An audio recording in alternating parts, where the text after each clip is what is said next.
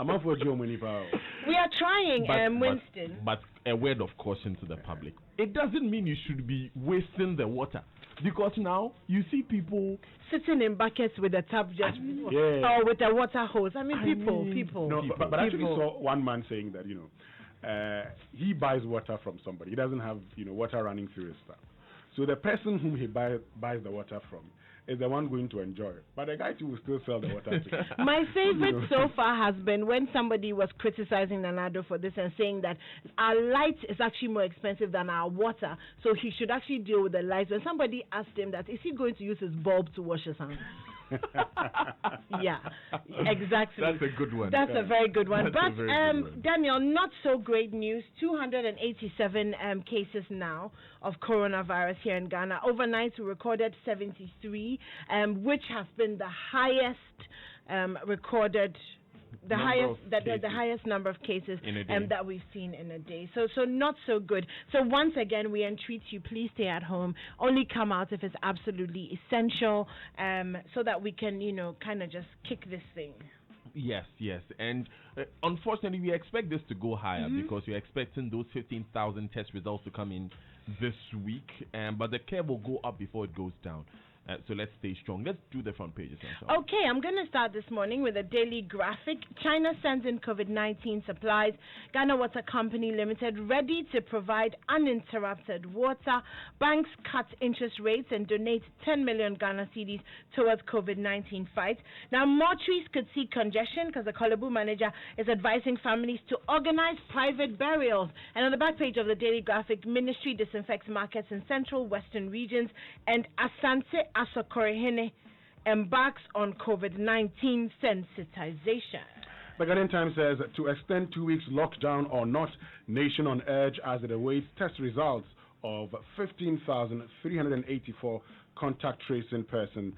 AXA Energy donates 2.5 million to COVID-19 National Trust Fund, and COVID-19 CRI applauds government for social protection plan. 127 central region markets disinfected by local government ministry, others, and NCC director arrested for allegedly producing fake hand sanitizers. Back page, China hands over 60 metric tons of medical supplies to Ghana, and NAMGH donates sanitary items to Ghana Health Service to support fight against coronavirus. Okay, well, Daniel, the sanitation minister agrees with you this morning, and she's saying on the front page of the New Crusading Guide, use water wisely. That's from the sanitation minister to Ghanaians. President beefs up COVID-19 team, names Okoboy as deputy health minister, and China assists Ghana with PPEs. And that's it for the headlines. Yes, thanks, guys. So before we go ahead, though, Winston, yesterday we had so many messages of people congratulating frontline workers. I think this morning, let's just do something for our frontline workers, shall we? Exactly, because I've always been talking about their patience and their commitment in ensuring that all of us are safe. Imagine having to leave home every morning knowing that you're going out there to fight for the country. You're the troops that we are using to actually deal with coronavirus. And the thing is that your own life could be at risk. And so this morning, all we're saying is that we are saying a big thank you to all of you out there, all frontline workers who put your lives there just to ensure that the nation Ghana is able to fight and defeat COVID-19. And because of the magic of the internet, we are doing the news review, I should say, with Kojo Yankson from home. Kojo, how are you? Hi, good morning, Daniel. I'm hoping you guys can hear me. I can hear you loud and clear. Oh, it's very good here. The connection is very good on this side, Kojo. So, of course, as always, bring us the update you've been picking from international portal, shall we? Absolutely. And as usual, let's start with the numbers. We always get this information from the World Health Organization. This is actually advice that we're starting to give people now. If you want to know what's happening with anything and you want to be sure of the information, go to the World Health Organization page and find out from there. So at the moment, this is what the numbers are telling us. Still, China has the largest number of actual cases infected. The United States has the actual biggest number of people infected. and their epicenter is New York. I want to get you the actual numbers. And today we'll be focusing on the United Kingdom for our main stories, where Boris Johnson, their Prime Minister, unfortunately, is in intensive care. Now, let's be clear. Intensive care is where you go when your case is at its most serious. Okay? So about 80% of people who end up in intensive care end up needing a ventilator because they are unable to breathe by themselves. We do not know whether Boris Johnson is currently on a ventilator, but according to the independent.co.uk, he was conscious at the time he was taken into to intensive care. So we know that his case is currently very serious and it keeps deteriorating. Every report that we have had since he was taken in talks about how he's getting worse and worse. But on the plus side, more than 81,000 people have applied to help take care of COVID-19 patients in the pop-up facilities that have been built throughout the country. And that is very encouraging. Right, Kojo, thanks so much for bringing us those updates. Of course, Kojo is still with us throughout the morning, so we'll be hearing more from him. Let's go to the nation, which is on edge. Exactly, and so whether or not to extend the lockdown beyond the 2 weeks, and the Ghanaian Times says nation on edge as it awaits test results of 15,384 contact tracing persons. And according to the Ghanaian Times, the government is likely to extend the 2 weeks partial lockdown and introduce further measures to deal with the coronavirus, depending on the test results of about 15,384 out of the 19,276 persons who have been identified through contact tracing. President Akufo-Addo, in a televised address on Sunday, talked about how we are waiting for the results of these persons, and that would actually determine whether or not Ghana will be extending the lockdown beyond the initial 2 weeks period anymore. All right, moving on the front page of the Daily Graphic is a story about mortuaries possibly seeing some congestion. Now, the mortuary manager at the Kolebu Teaching Hospital, Mr. George Denchi, is appealing to bereaved families to please consider having private burial ceremonies for their relatives.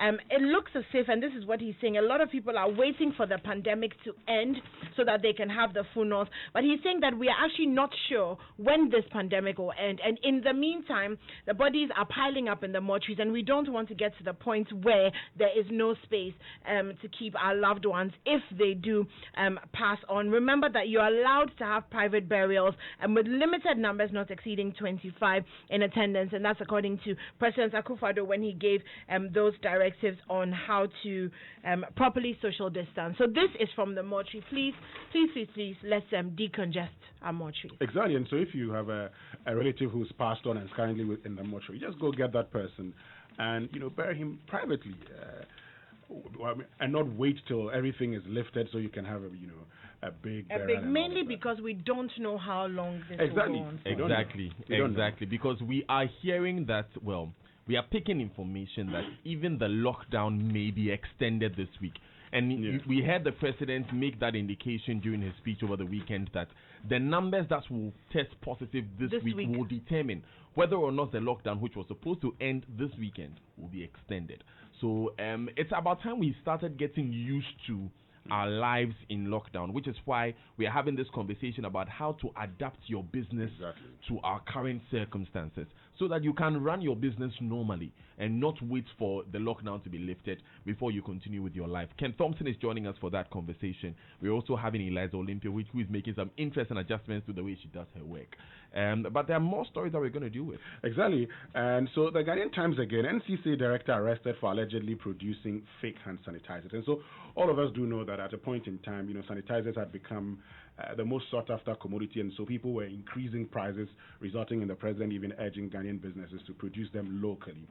And so a director of the National Commission for Civic Education in the Mansia Central District of the Ashanti region has been arrested for allegedly producing and selling fake hand sanitizers.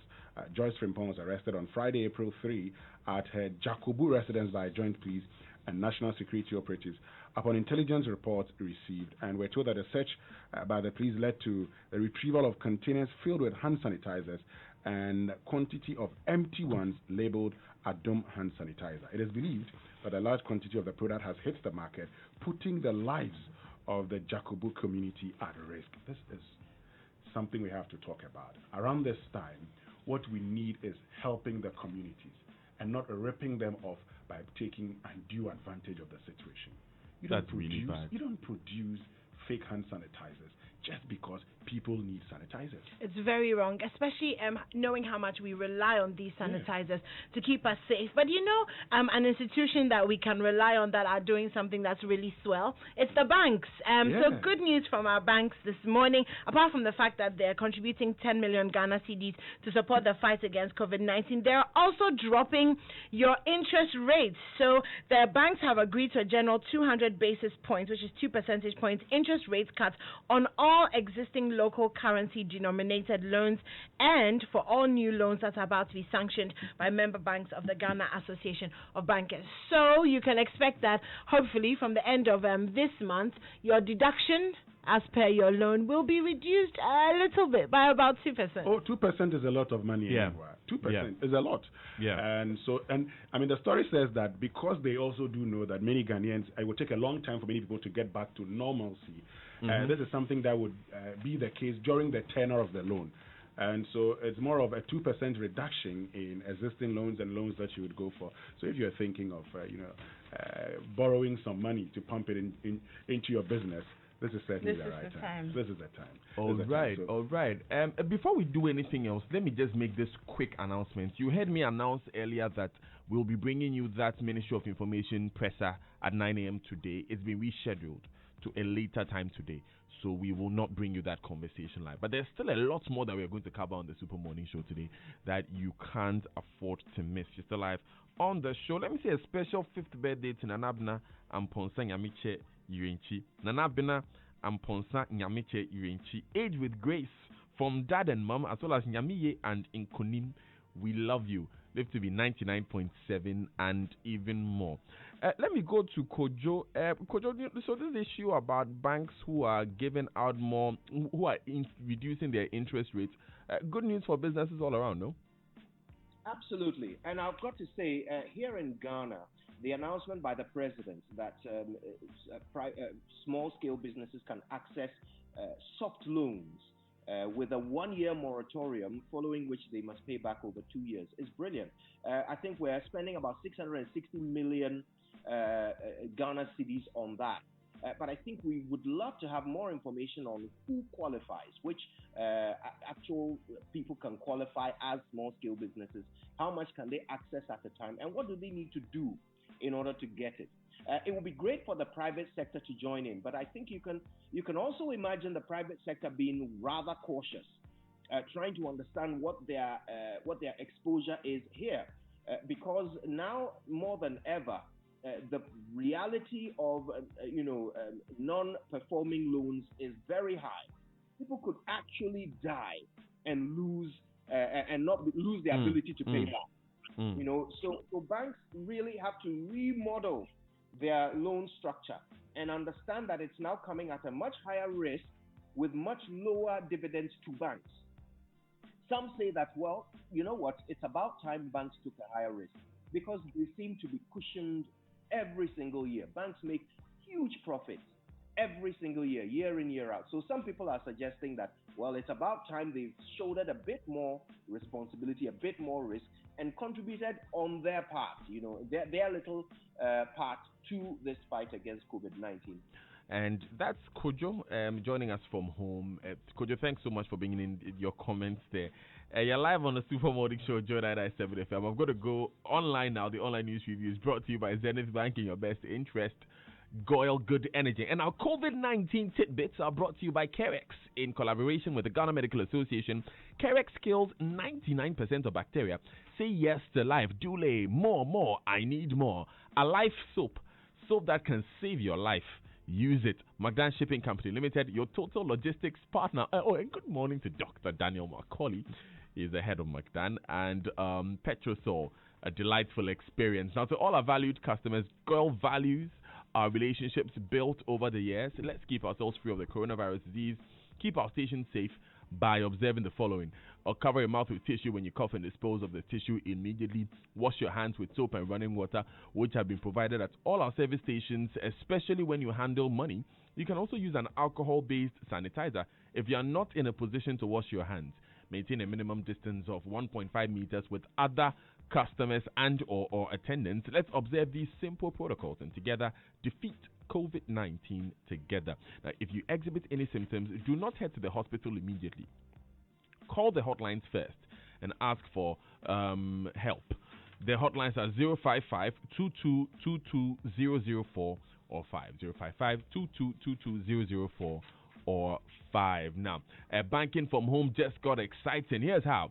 Zenith Bank has waived charges on its electronic banking platforms to support you to reduce your use of physical cash during these challenging times of COVID-19. Enjoy free transfer of funds and free payments from your Zenith accounts to any bank account via ACH and GIPS Instant Pay GIP.